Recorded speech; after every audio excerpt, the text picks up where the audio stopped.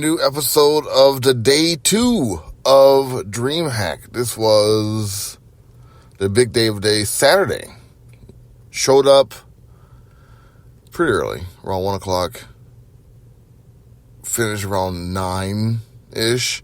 I'm your host, D. This is FTL Podcast. Dreamhack edition. Got a special guest, lovely wife, Jessica, is hanging out. Hi. Love that radio personality there. Keep it strong. We got a lot of stuff to talk about this episode. We did a lot of stuff this weekend. And I'm trying to go to my photographs so I can know exactly what those things were. First thing that happened this week is Battle and Brew is making a new chain at the Battery. I know, like every episode talking about the Battery because this person who's next to me is always taking me to the Battery. Battle and Brew showed up there. So, who knew? I didn't know. You did, right? I did, but I walk around there a lot, so I spotted it. You spotted your little eye. Battle and Brew. Gotcha. Well, when we got to the con, it was a pretty good trip to get to the convention, right? There was day 2 of the HBCU Battle of the Bands going on. No, today was the FAMU versus Howard game. Right. Football game. Gotcha. Let's see, like, you're in a festive mood to do a podcast tonight. It's fantastic. Anyway. I'm just here to fact check. Yeah, right. Yeah, okay. All out there for the whole world to see. I love this. Day two of the podcast. This is how it started out at the convention.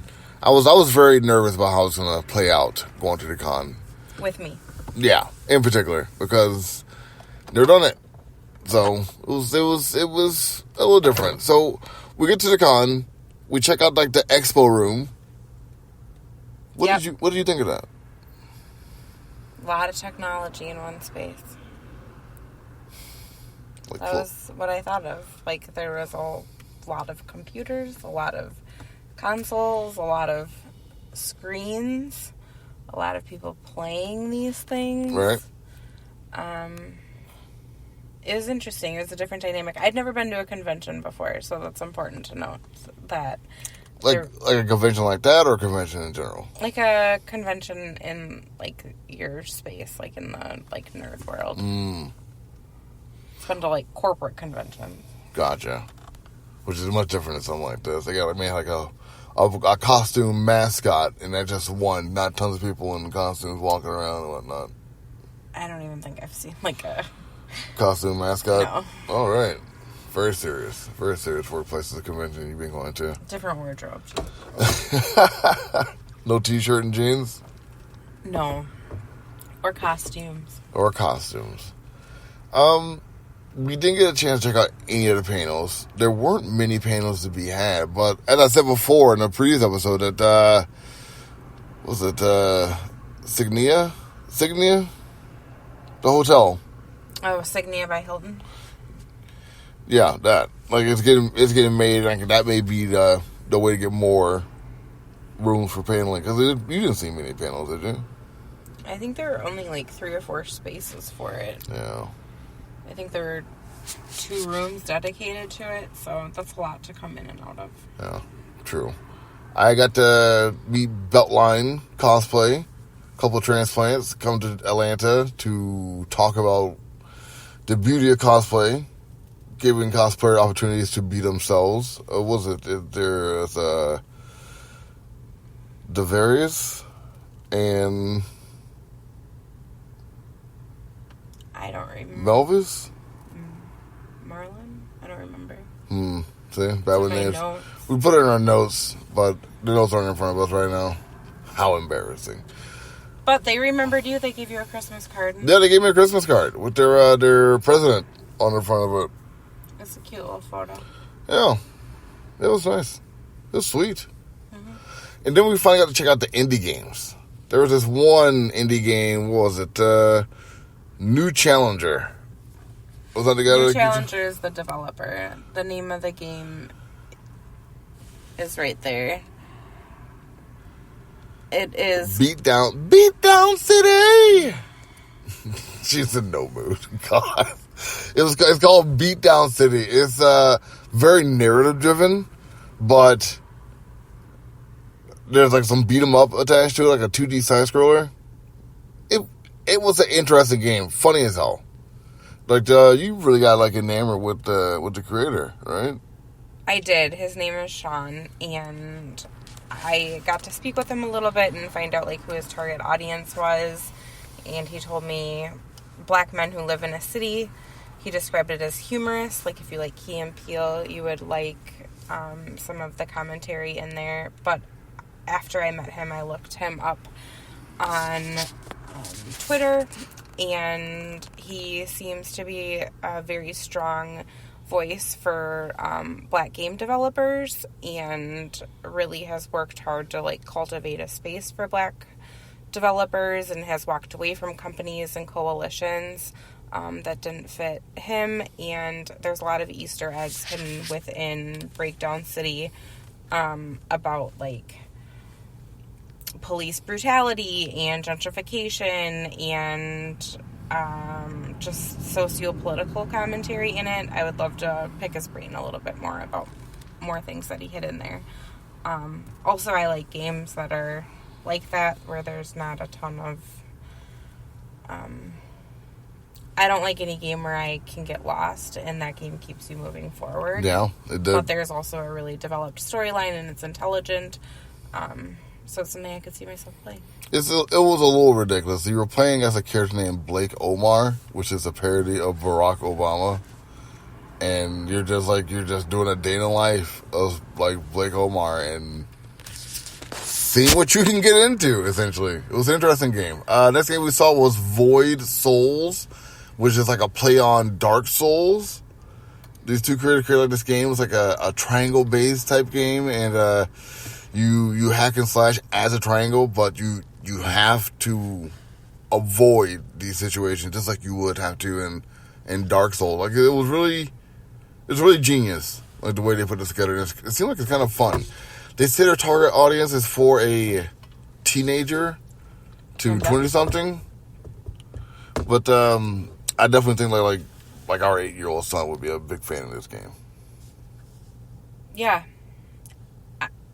Again, I don't play a lot of games. That one is a game you can get lost in, but there's not a lot of extra shit going on in it, so it's pretty straightforward as far as how to play. It is, yeah.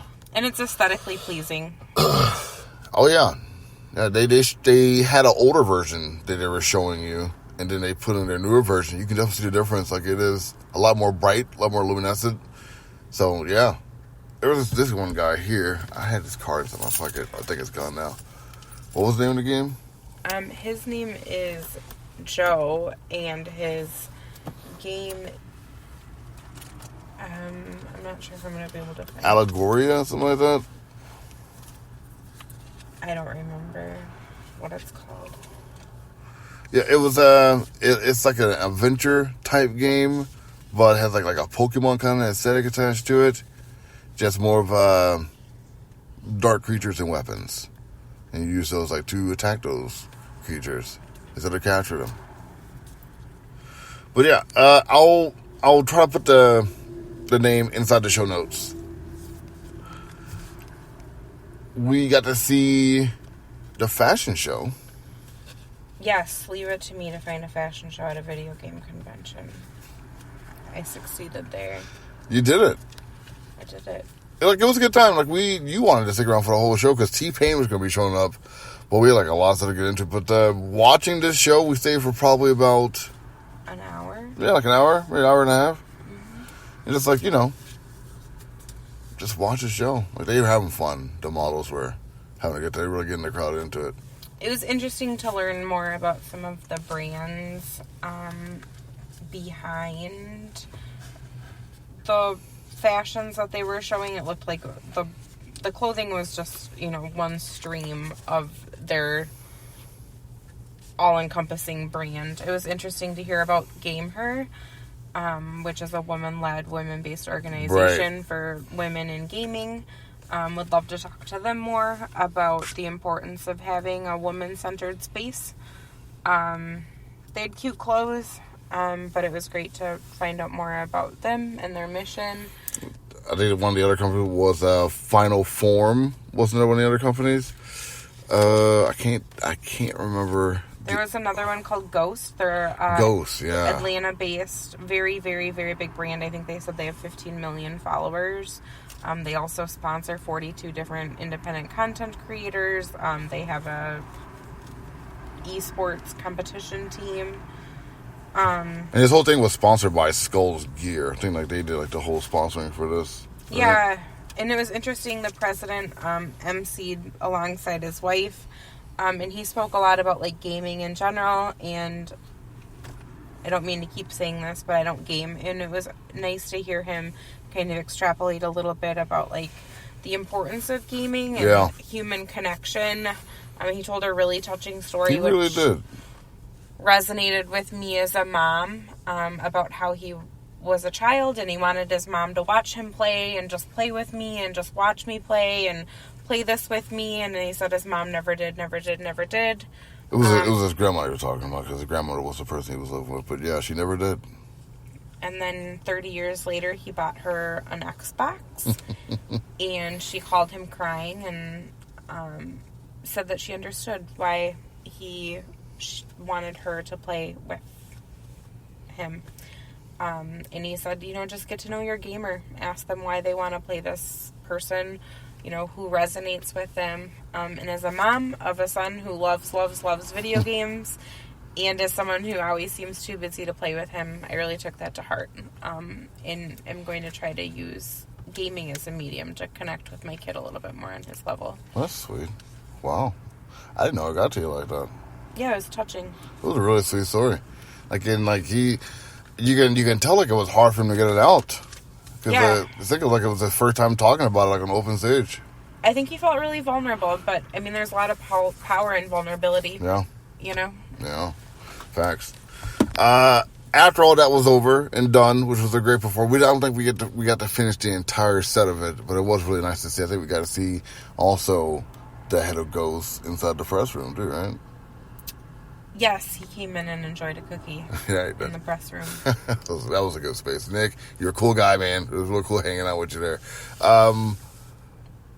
We had the spray paint out there on the floor. Yeah, that was fun. I'm a natural. I got to make a couple letters. Then we mosey ourselves back on up to that press room and just walk the floor for a bit. We got to see one of the guys from Beltline Cosplay roaming the floor. We got to see Be Nice or Else and Urban Summer. We got to see them on the floor also. They were out there doing their thing. It was a real cool time. Actually getting to see them show up, because it was just happenstance. It just happened. So all that. We're going to take a little quick break. We're going to come back and talk about the Cosplay Awards. And we'll be right back.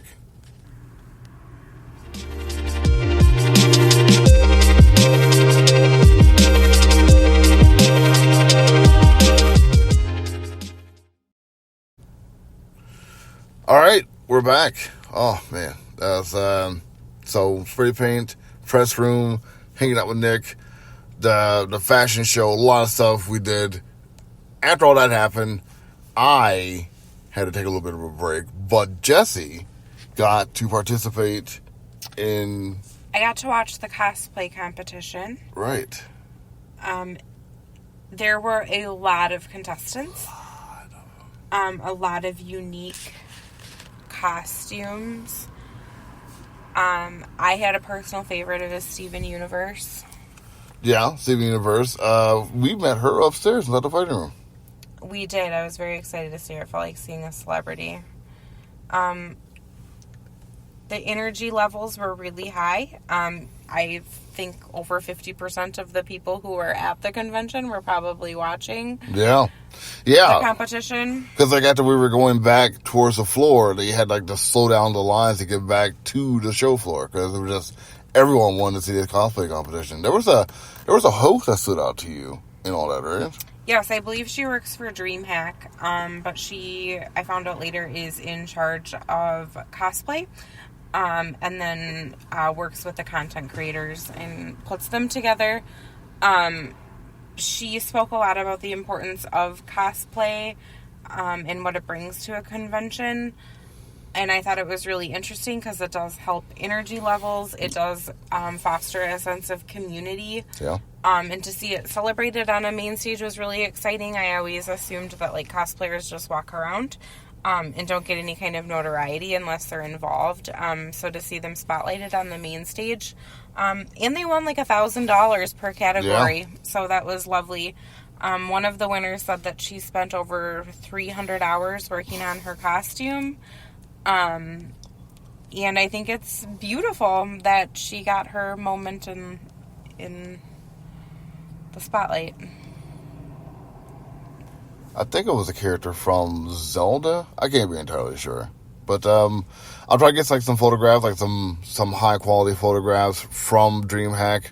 We thought with Dreamhack to get like some high quality photos, just like, just tag them in the content and like good to go. But hopefully we get like some very cool photographs to show you guys on the FTO page, because these costumes were incredible. They had like 3 different tiers, I believe. Yes, there was novice, so people who just started out. There was artisan, so like your mid-level costumers. And then like the expert level. Yeah. And like that expert level was no joke. Yeah, there was some beautiful sewing that went into some of the costumes. Yeah. Some like Broadway level costume making with some of the stitching. I was very impressed. And then, like, you had to bring like the entire like cosplayers out on the floor and just, you got to see it all. It was nice to see that. Like I hadn't seen many costume competitions before, like, so seeing it like that, it was really, I don't know, like it was charming. It was. I agree. I wish I felt better, but it was really charming. I got to meet up with what was this entire screen name? Do you remember what the screen name was? I know like his name is Dominique. I know that, but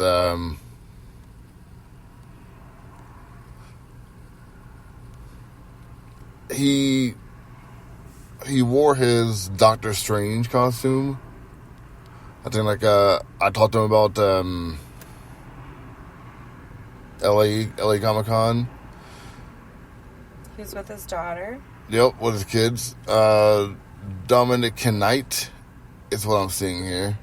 Atlanta-based Afro-Latino cosplayer, pop culture, and comic book geek. I see this guy at a lot of different hospitals, like making very sick kids very happy. He's always seemed to be busy, always seemed to be going to different places all the time, and like just a lot of different versatile costumes about him. So it was really nice, like finally, like to see him, to put like like a face to the internet.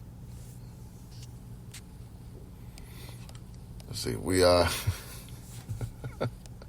the picture with some hot rods, got some sneak candidates. Excuse me, with a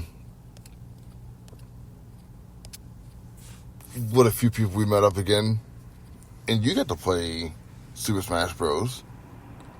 I did get to play Super Smash Bros. My son wanted to see me play some games, so I sat down and played Super Smash Bros. I also played, I played PC gaming for the first time since my Lara Croft days.